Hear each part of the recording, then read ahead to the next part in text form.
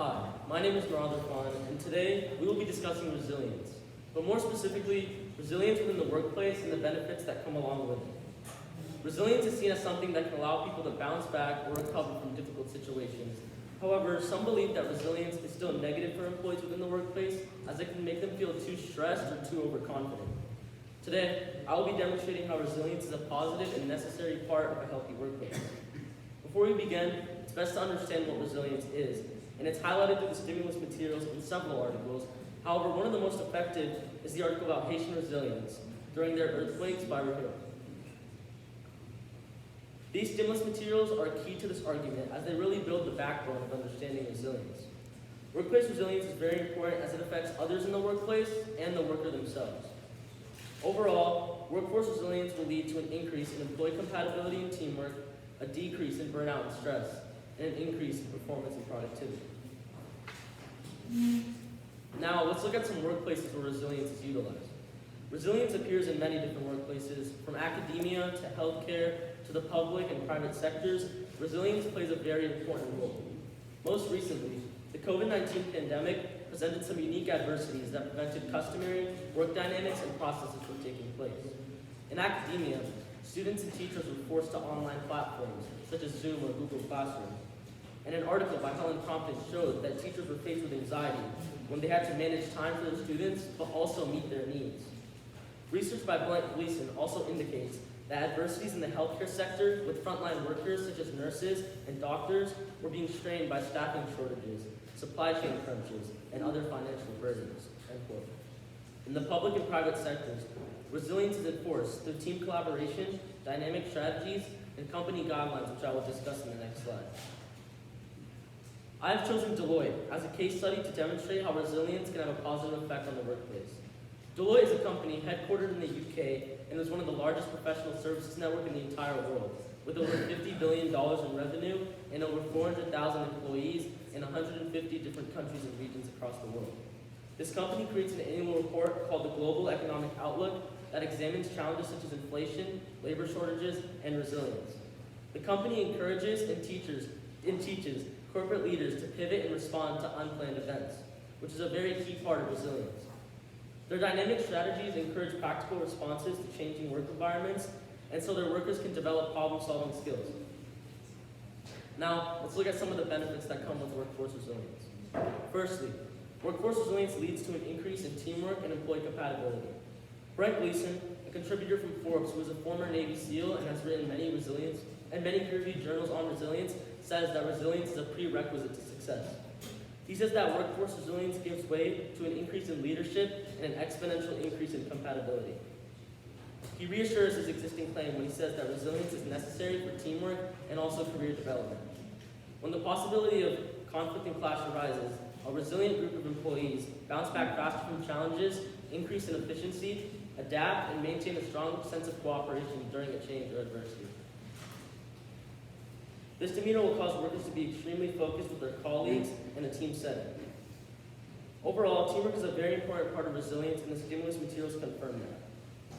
Secondly, workforce resilience leads to a decrease in employee burnout and stress. According to a novel called Building Resilience at Work by Catherine McEwen, she says that when employees are faced with a constant change in the workplace, challenges in the workplace, and a decline of resources, resilience steps in as a helping hand and allows employees to relieve stress. As you can see in the model above, an employee is dealing with problems inside and outside of the workplace, such as family life, relationship problems, illnesses, and mental health problems, and inside of the workplace, such as work expectations, long hours, little sense of control, and little sense of time management. That's where resilience steps in and gives the worker motivation and mental strength to persevere within their workplaces.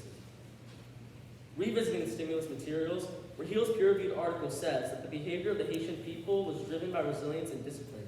This gives motivation for employees to return to a normal, stress-free state of work. A peer-reviewed journal by Andrea Secchi, a woman with a PhD in organizational psychology, elaborates on this idea when she performed some research about the burnout rate of employees. When she analyzed these results, she concluded that, quote, organizational environments characterized by challenging demands are likely to foster the development of resilience resources to cope with the emergence of potentially harming processes. She says that the high-quality work and performance that the workplace requires every day is very overwhelming and resilience displays resources that will allow workers to deal with these problems and bounce back quicker. Next, workforce resilience can lead to an increase in employee productivity and performance. According to ALN, resilience in a work environment within employees means that they can adapt better to adverse situations and retain motivation, which will lead to this increase in performance. According to the Journal of Workplace Mental Health, resilience adds to the overall productivity of workers as they are satisfied, their self-esteem is improved, and they can easily handle events inside and outside of the workplace. This even allows workers to perform better in a competitive workplace environment. According to a peer-reviewed journal by Isabella Menego that is called Feeling Good Makes Us Stronger, she says that resilience leads to positive emotions that encourage hard work, performance, and productivity. Kendra Jason shows her agreement when she says that resilience leads to a worker who is more performed for qualitative work. A peer-reviewed journal by her, an associate professor at Sociology of UNC Charlotte, shows that the performance of workers increased when they used resilience to face a challenging deficit. Resilience is shown to provide workers with a psychological motivation to sustain their everyday activities while present at the workplace. And Kendra's article displays how resilience bolsters the amount of productive workplace engagement that an employee can have. Overall, it can be concluded that resilience is a very positive tool for people within the workplace, as it allows them to face adversity and bounce back from difficult situations. Benefits of resilience within the workplace range from an increase in compatibility, a decrease in stress, and an increase in performance. However, some believe that can lead to more stress and overconfidence. However, resilience actually improves the quality of the workplace, according to many credible authors like Kendra Jason, Isabella Menego, Andrea Seshi, and Brent Gleason. Overall, we can conclude that resilience is essential within the workforce so employees can tackle problems in several sectors, such as the public sector, private sector, academia, and healthcare. Thank you. Terrific, Murad. I've got a couple of questions for you, and then you'll be done. Okay, so for the first question, how did some of the preliminary information you gathered help to inform your research overall? Can you repeat the question, please? Sure. How did some of the preliminary information that you gathered help to inform your research overall?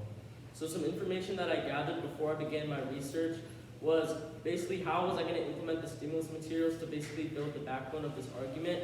So once I figured that out, I used the stimulus materials as basically a backbone because it also gave me one of my biggest points, which was an increase in employee compatibility and motivation for workers that are dealing with burnout and stress. Okay, terrific. And then as a follow-up to that, what additional questions emerge from your research, and why are these questions important? Yeah, so some additional questions that came from my research were, how are workers going to deal with these problems post-COVID-19? I mean, they were already being so resilient before this huge thing even happened, and Brent Gleason even goes into detail when he talks about nurses and doctors and how they deal with staffing shortages and other financial burdens within their hospitals. So post-COVID-19, how will workers continue to be resilient?